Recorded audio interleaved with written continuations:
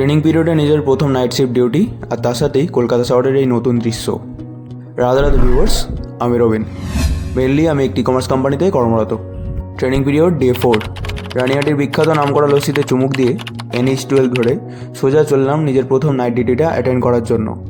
প্রত্যেক দিন আপ ডাউনে মোট 108 কিলোমিটার করে আমার জার্নি হচ্ছে।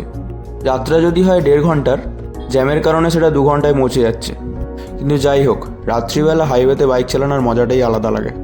আর যখনই মন্দিরে যাওয়ার এই টানেলটা দেখি, তখনই মনে হয় যে একবার সোজা মন্দিরে চলে যাই। আর টাইমিংয়ের জন্য দক্ষিণেশ্বর মন্দিরে যাওয়াই হয় না।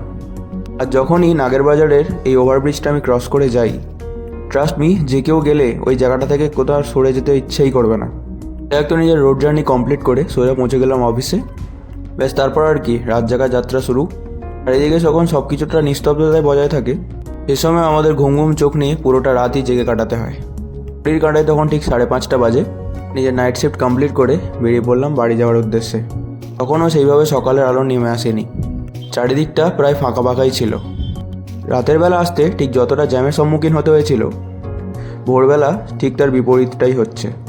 আলো ঝলমলে সব ফাঁকা রাস্তা দিয়ে নিজের প্রথম নাইট শিফট অ্যাটেন্ড করে ফিরলাম বাড়িতে। তোমার প্রত্যেকে খুব ভালো থেকো, আর প্লিজ আমাকে ফলো করো।